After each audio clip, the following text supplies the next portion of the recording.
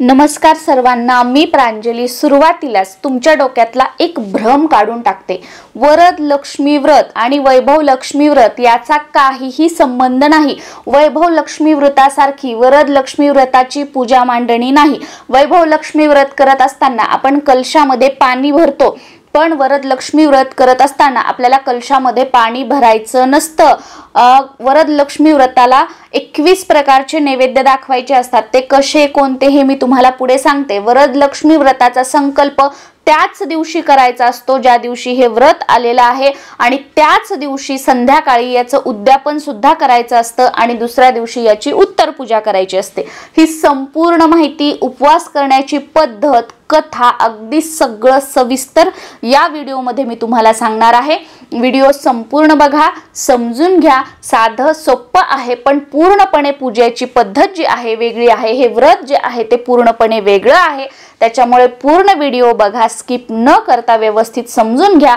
आणि वर्षातून एकदाच येणारं, वर्षातून एकदाच केलं जाणारं फक्त एका शुक्रवारचं हे जे वरद लक्ष्मी व्रत आहे ते यंदा 2024 मध्ये 16 ऑगस्टला आलेलं आहे। तर 16 ऑगस्टला म्हणजे परवाच्या दिवशी हे व्रत ज्यांना करण्याची इच्छा आहे त्यांनी आवर्जून करा। धन धान्य, ऐश्वर्य, समृद्धी, तुमचा उद्योगधंदा, व्यवसाय, व्यापार असेल तर तो चांगला चालावा यासाठी, पतीच्या, मुलांच्या नोकरीतील प्रगतीसाठी, किंवा माझ्या घरामध्ये, तुमच्या घरामध्ये धनधान्याची बरकत व्हावी यासाठी, कर्जमुक्ती व्हावी यासाठी तुम्ही हे व्रत आवर्जून करा, विश्वासाने करा। बघा, पुढचा श्रावण महिना, पुढचं वरद लक्ष्मी व्रत येण्याच्या अगोदर तुमच्या आयुष्यामध्ये माता लक्ष्मीच्या कृपेने सुख, समृद्धी, ऐश्वर्य आणि भरभरून धान्यामध्ये, धनामध्ये बरकत सुद्धा झालेली असेल। साऊथ इंडिया, तेलंगणामध्ये हे व्रत जे आहे ते अगदी घरोघरी केलं जातं। ज्या पद्धतीने बघा आपल्या इकडे गणपती जो आहे तो घरोघरी बसवला जातो, त्याच पद्धतीने हे जे व्रत आहे ते साऊथ इंडियामध्ये खूप प्रचलित आहे आणि घरोघरी हे जे व्रत आहे ते केलं जातं। हे व्रत खूप म्हणजे जे आपण म्हणतो ना की अनुभव देणारं, प्रचिती देणारं व्रत असं मानलं जातं। त्याच्यामुळे ज्यांना इच्छा आहे ते आवर्जून करू शकतात। पण परवाच्या दिवशी म्हणजे 16 तारखेला पुत्रदा एकादशी सुद्धा आलेली आहे। ज्यांना 15 दिवसाच्या ज्या एकादशी असतात, जे लोक ह्या पकडतात, तर ते हे व्रत नाही करू शकणार, कारण तुम्हाला एकादशी आहे म्हणून तुम्ही हे व्रत नाही करू शकणार। पण ज्यांना एकादशी नाहीये तर ते लोक जे आहेत ते हे व्रत करू शकता। आता असा सुद्धा प्रश्न येईल की पुत्रदा एकादशीचं व्रत बऱ्याच जणांना करायचं असेल तर ज्या स्त्रिया, जे लोक पुत्रदा एकादशीचं व्रत करतील त्यांना सुद्धा हे वरद लक्ष्मी व्रत जे आहे ते करता येणार नाहीये। हे व्रत का केलं जातं, या व्रताचं जे पुस्तक आहे, व्रत कथा जे आहे ते साऊथ इंडियामध्ये वगैरे बघा इझिली मिळून जातं, अगदी प्रत्येक दुकानात मिळून जातं। पण आपल्याकडे थोडंसं हे अवघड जाईल मिळण्यासाठी, तरी पण तुम्ही जर प्रयत्न केला, मिळालं तुम्हाला तर अतिशय उत्तम आहे। पण वरद लक्ष्मी व्रत कथेचं पुस्तक तुम्हाला मिळालं नाही तर याची जी कथा आहे, कहाणी आहे ती तुम्हाला गुगलवर मिळून जाईल। गुगलवर टाका तुम्ही वरद लक्ष्मी व्रत कथा मराठी म्हणून तुम्हाला येऊन जाईल। मग वरद लक्ष्मी व्रताचं ज्या दिवशी तुम्ही पूजा वगैरे झाली त्यानंतर ती कथा तुम्ही गुगलवरून वाचू शकता, किंवा तुम्ही YouTube वरून ऐकली तरी सुद्धा चालेल। पण आवर्जून तुम्ही जर वरद लक्ष्मी व्रत करणार असाल तर ही कथा जी आहे ती तुम्हाला आवर्जून ऐकायची आहे। अगदी 1 मिनिटाची आहे किंवा वाचायची आहे, ती मी तुम्हाला सांगते। एकदा कैलासावर शिव पार्वती सारीपाट खेळत होते। त्यावेळी एक डाव कोणी जिंकला याबद्दल त्या दोघांमध्ये वाद निर्माण झाला। अखेर तिथे उपस्थित असलेला चक्रनेमी नावाच्या गणाला भगवान शिवशंकरांनी निर्णय विचारला असता त्याने भगवान शिवशंकरांच्या बाजूने निर्णय दिला। त्यावेळी रागावलेल्या पार्वती मातेने त्या गणाला तू कुष्ठरोगी होशील असा शाप दिला, परंतु भगवान शिवशंकरांनी त्याचा निर्णय योग्य होता हे माता पार्वतीच्या लक्षात आणून दिले, तसेच त्याला उशाप देण्यास सांगितले। तेव्हा माता पार्वतीने एका सरोवराच्या काठावर काही देवस्त्रिया वरद लक्ष्मीचे व्रत करत असतील त्यांना विचारून चक्रनेमीने ते व्रत केल्यास तो रोगमुक्त होईल असे सांगितले। त्याप्रमाणे चक्रनेमीने एका सरोवराच्या काठी वरद लक्ष्मीचे व्रत करणाऱ्या देवस्त्रियांना त्या व्रताबद्दलची माहिती विचारून हे व्रत पूर्ण केले, परिणामी तो रोगमुक्त झाला, अशी वरद लक्ष्मी व्रत कथा पुराणात आढळून येते।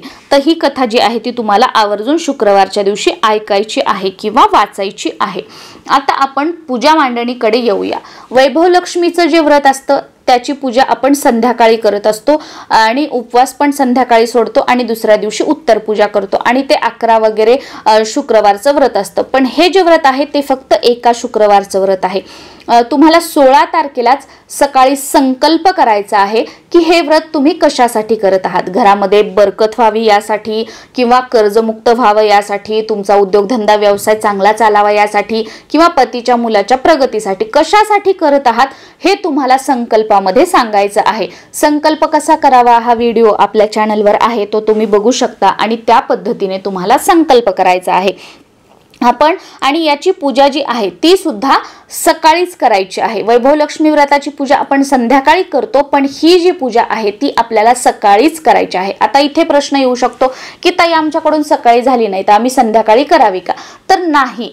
का नाही तर बघा, कारण याच दिवशी आपल्याला याचं उद्यापन करायचं आहे. सकाळी जर आपण पूजा केली तर काय होतं की माता लक्ष्मी सूक्ष्म रूपामध्ये दिवसभर आपल्या घरामध्ये राहते आणि संध्याकाळी मग आपण याचं उद्यापन करू शकतो. आणि जर तुम्ही संध्याकाळीच पूजा केली सूर्य मावळल्यानंतर आणि मग त्याच वेळेला तुम्ही उद्यापन करणार, मग माता लक्ष्मी सूक्ष्म रूपात आपल्या घरात आहे की नाही हे कसं, म्हणजे आपल्या मनाला ह्या गोष्टी पटणार नाही. त्याच्यामुळे सकाळी 11-11:30च्या अगोदर हे वरद लक्ष्मी व्रताची जी पूजा आहे ना ती तुम्ही सगळी करून घ्या. दिवसभर ही जी जिथे पूजा मांडणी केली आहे तिथे सुद्धा आणि देवघरासमोर जो दिवा आहे तो प्रज्वलित राहील याची काळजी घ्या. तसं कंपल्सरी नाही बघा, पण हे व्रत जे आहे ते फक्त एकाच दिवसाचं आहे आणि खूप प्रभावी असं हे व्रत आहे, अनुभव प्रचिती देणारं असं हे व्रत आहे. त्याच्यामुळे देवघरासमोर जरी शक्य नाही झालं तर जिथे तुम्ही पूजा मांडणी करणार आहात तर तिथे तरी दिवसभर दीप प्रज्वलित राहील याची काळजी जी आहे ती आवर्जून घ्या.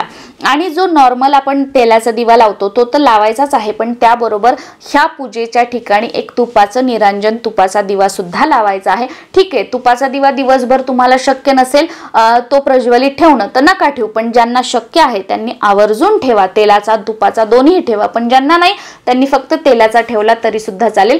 आणि तुपाचं निरांजन जे आहे ते किमान आपण जोपर्यंत आपली पूजा चालू आहे तोपर्यंत ठेवा आणि संध्याकाळी दिवे लागण्याची वेळ आहे ज्या वेळेला आपण उद्यापन करणार आहोत त्यावेळेला पण शक्य झालं तर ठेवा. आणि हे माता लक्ष्मीचं व्रत करत आहोत. माता लक्ष्मीला सुगंध अतिशय प्रिय आहे, त्याच्यामुळे सुगंधित फुलं असतील, सुगंधित धूप असेल, अगरबत्ती असेल ते आवर्जून लावा. या दिवशी सकाळी म्हणजे 16 तारखेला सकाळी लवकर उठायचं आहे.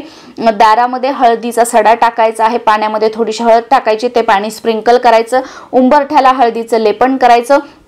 आणि जेव्हा तुम्ही पूजा करत आहात 12च्या अगोदर 11:30च्या अगोदर तेव्हा शक्य झालं तर तुमचं मुख्य प्रवेशद्वार उघडं ठेवा. दरवाजामध्ये दोन्ही साईडला 2 दिवे लावा नॉर्मल तेलाचे, दरवाजामध्ये अगरबत्ती लावा, धूप लावा, कारण का तिथूनच माता लक्ष्मी आपल्या घरामध्ये प्रवेश करणार आहे म्हणून. पण तुम्हाला शक्य नसेल तर तुम्ही दरवाजा बंद करून बाहेर 2 दिवे लावले, अगरबत्ती धूप लावली तरी सुद्धा चालेल, काही हरकत नाही. हे झालं. त्यानंतर आता आपण पूजा मांडणीकडे वळूया. पूजा मांडणी करत असताना एखादा चौरंग किंवा पाट ठेवायचा आहे, त्यावर लाल वस्त्र अंथरायचं आहे. तुम्ही सुद्धा स्वतःनी काळे कपडे वगैरे घालायचे नाही, शक्य झालं तर लाल कपडे, लाल ड्रेस जे काही असेल ते तुमच्याकडे असेल तुम्ही घातला, किंवा इतर जे कोणते गुलाबी पिवळा रंग असेल त्या रंगाचे कपडे तुम्ही घातले तरी सुद्धा चालतील. ही पूजा करत असताना लाल वस्त्र अंथरायचं आहे चौरंगावर किंवा पाटावर. सुरुवातीला 2 विड्याची पानं ठेवायची, त्यावर थोडेसे तांदूळ आणि त्यावर 1 सुपारी गणपती बाप्पा म्हणून आपल्याला ठेवायची आहे. आणि याच्या सुद्धा अगोदर आपल्याला दीप प्रज्वलित करून घ्यायचा आहे. अग्निदेवतेच्या साक्षीने हे व्रत करायचं आहे, कारण एकाच शुक्रवारचं व्रत आहे, अगदी मनोभावे सगळं व्यवस्थित करायचं आहे. त्याच्यामुळे सुरुवातीला दीप प्रज्वलित करून घ्यायचा. गणपती बाप्पांची सुपारी, आपण गणपती बाप्पांची स्थापना करायची. त्यानंतर अष्टलक्ष्मीचा जर तुमच्याकडे फोटो असेल तर तो ठेवायचा. तो नसेल तर माता लक्ष्मीचा फोटो असेल तो ठेवा. तोही नसेल तर माता लक्ष्मीची मूर्ती असेल ती ठेवा. तीही नसेल तर तुमच्याकडे श्रीयंत्र तर असेल ना ते तुम्ही ठेवलं तरी सुद्धा चालतं. मागे ते ठेवायचं.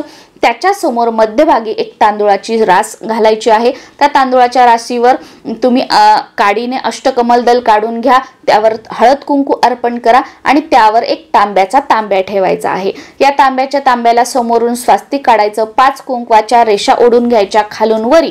पण या तांब्यामध्ये पाणी भरायचं नाही, या तांब्यामध्ये तांदूळच टाकायचे. पूर्ण अगदी त्याच्या गळ्यापर्यंत तांब्याच्या तांदूळ भरून घ्यायचे.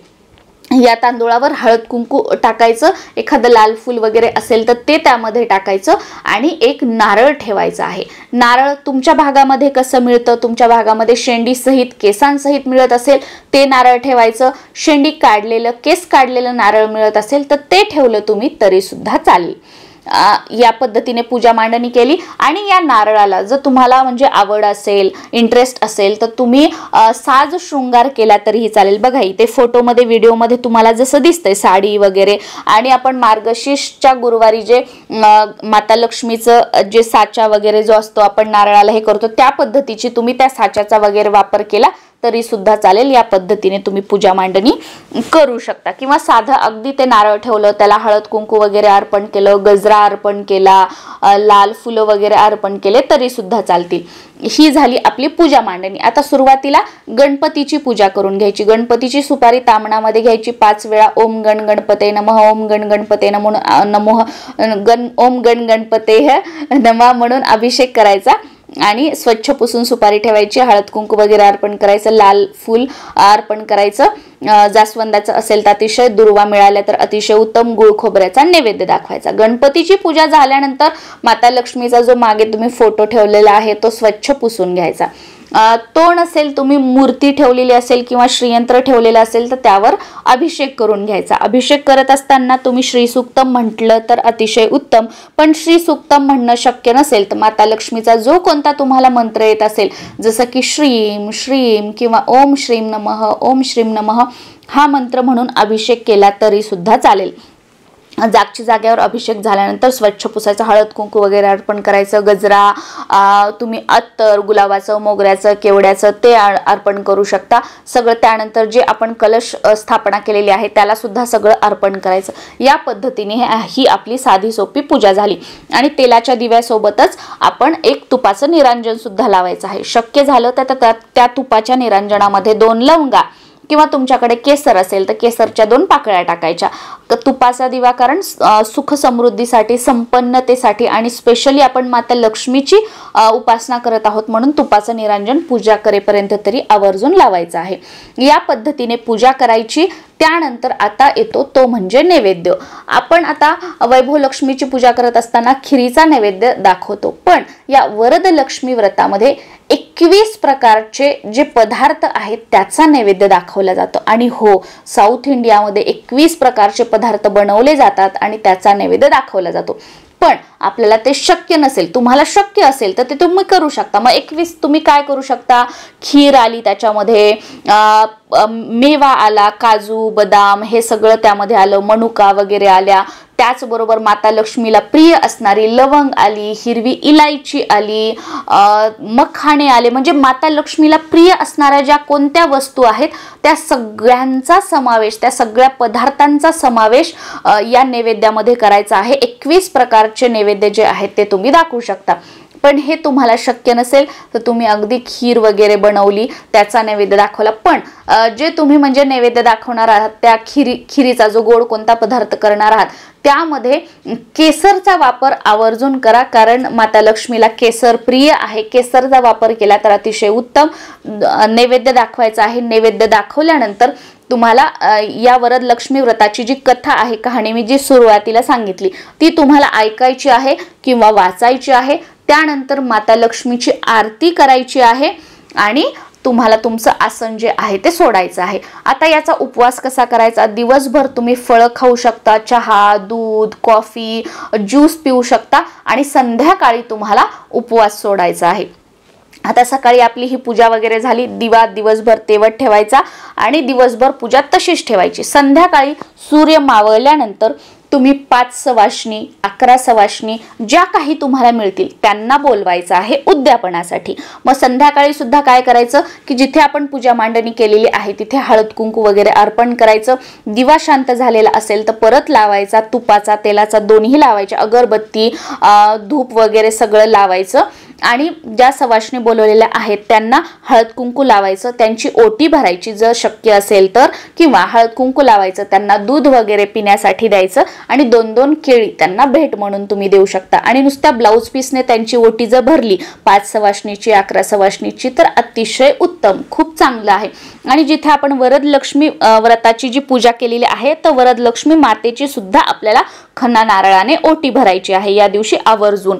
आता संध्याकाळी मग आपण त्या महिला बोलवल्या, त्यांना हळद कुंकू वगैरे देऊन ओटी वगैरे भरून तुम्ही खीर द्यायची असेल तर खीर देऊ शकता, दूध देऊ शकता, किंवा 2-2 केळी देऊन याचं जे उद्यापन आहे ते या पद्धतीने आपलं संपन्न झालं, पूर्ण झालं. आणि शक्य झालं तर या दिवशी तुमच्या घराच्या आजूबाजूला जिथे कुठे एखादं देवीचं मंदिर असेल तर त्या देवीच्या मंदिरात वरदलक्ष्मी मातेचं स्मरण करून त्या देवीची सुद्धा तुम्हाला ओटी भरायची आहे.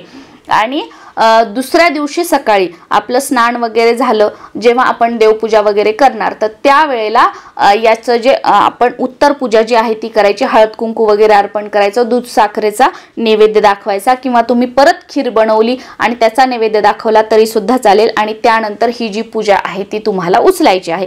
या पद्धतीने दुसऱ्या दिवशी उत्तर पूजा करायची. आणि शुक्रवारच्या दिवशी संध्याकाळी जेव्हा आपलं पूजा वगैरे संध्याकाळची उद्यापन वगैरे सगळं होईल तर त्यावेळेला सूर्यास्तानंतर आपला जो याचा उपवास आहे तो तुम्हाला सोडायचा आहे.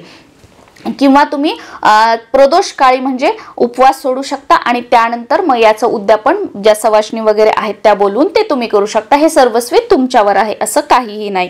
किंवा हे केलं तर बरोबर ते केलं तर चूक असं काही नाही, मनात असे काही प्रश्न आणू नका.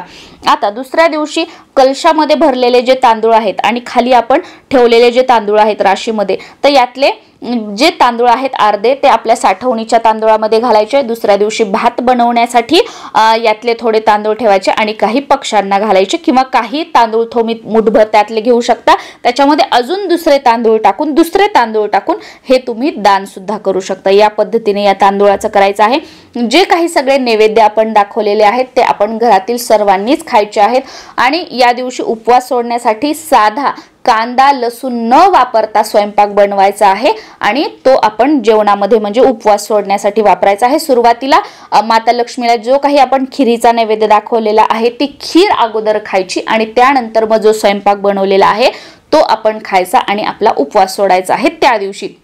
आणि दुसऱ्या दिवशी उत्तर पूजा झाल्यानंतर पण तुम्ही सात्विक जेवण वगैरे जे आहे कांदा लसूण विरहित ते बनवायचं आहे. आणि सकाळचं म्हणजे जे दुपारचं जे जेवण आहे ते कांदा लसूण विरहित बनवून तुम्ही ते खायचं आहे. मग बाकी संध्याकाळी तुम्ही कांदा लसूण वगैरे खाल्ला तरी सुद्धा चालतो. तर या पद्धतीने हे जे व्रत आहे ते एकाच दिवसाचं आहे. त्याच दिवशी संकल्प करायचा, त्याच दिवशी उद्यापन करायचं आणि दुसऱ्या दिवशी या व्रताची उत्तर पूजा करायची आहे. श्री स्वामी समर्थ.